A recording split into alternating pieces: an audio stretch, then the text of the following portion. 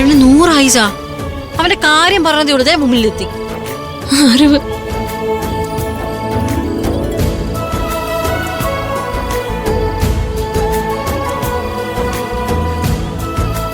എടാ അരവേ, ഇതെന്ത് കോലടാ?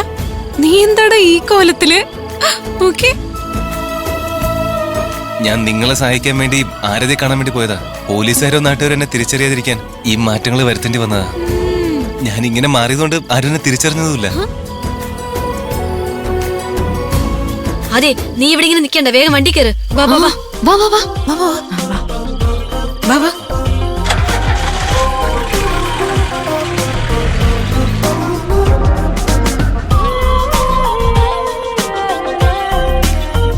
ആരതി കാണാൻ പോവാന്നൊരു വാക്ക് പറഞ്ഞിട്ട് നിനക്ക് പോയിക്കൂടായിരുന്നോ?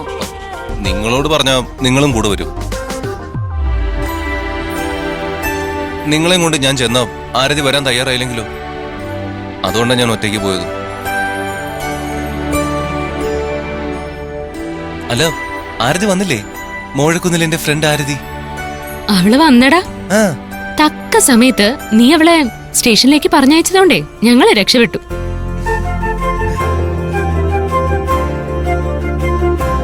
എന്തായാലും ആരതി നേരിട്ട് വന്നോണ്ട് ഇനി AC പടച്ചല്ലേ നിങ്ങൾക്ക് ഉണ്ടാവില്ലല്ലോ. അതെന്തായാലും ഉണ്ടാവില്ല. ആ, ആരതിയെ കണ്ടപ്പോഴേ ACP ഫ്രീസായി. ഇപ്പോഴാ ഞങ്ങൾക്ക് എല്ലാവർക്കും അല്പം സമാധാനം കിട്ടിയത്.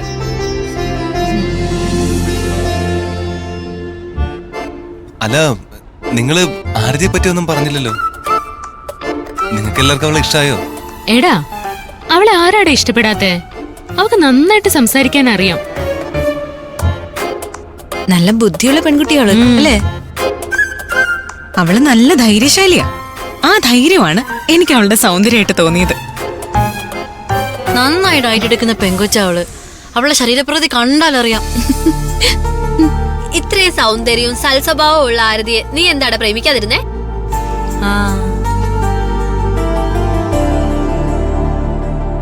സൗന്ദര്യവും സൽസ്വഭാവവും ഉള്ള എല്ലാ പെൺകുട്ടികളെയും പ്രേമിക്കാനൊന്നും കഴിയില്ലല്ലോ. അല്ല, പിന്നെ എങ്ങനെയുള്ള പെൺകുട്ടികളെ ആൺകുട്ടികളെ പ്രേമിക്കാൻ നോക്കുന്നത്? ചില പ്രത്യേക ആളുകളോട് നമുക്ക് ചില പ്രത്യേക ഇഷ്ടം തോന്നും. ആ ഇഷ്ടത്തിന് ഒരു സൗന്ദര്യം ഉണ്ടാവും. ആ സൗന്ദര്യത്തോടുള്ള ഒരു ആരാധനയാണ് പ്രേമം.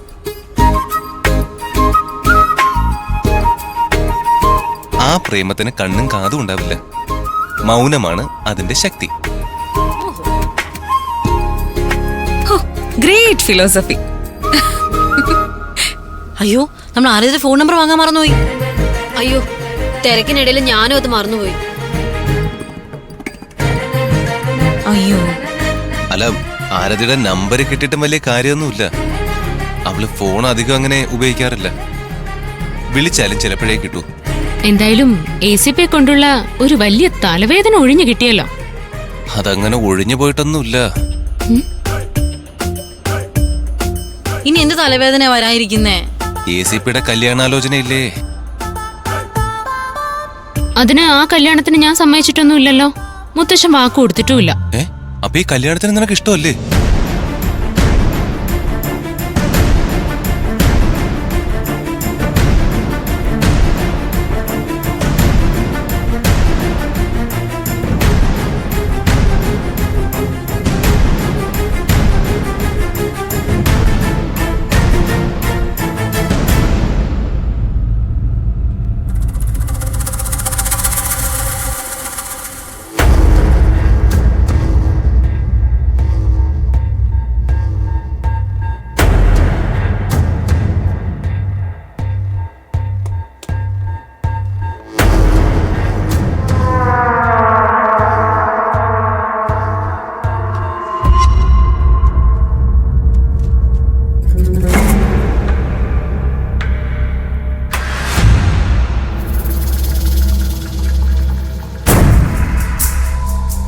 ഇതേത് ഭാഷയാണെന്നറിയാമോ? ഞാൻ പല കോഡ് ഭാഷകളും റീഡ് ചെയ്ത് എക്സ്പ്ലെയിൻ ചെയ്യുന്ന ആളാ. പക്ഷെ ഈ ലാംഗ്വേജ് എന്താണെന്ന് മനസ്സിലാകുന്നില്ല. ഒന്നും മനസ്സിലാവുന്നില്ലേ? ഒന്നുകൂടെ ഒന്ന് വായിച്ചു നോക്ക് സാർ.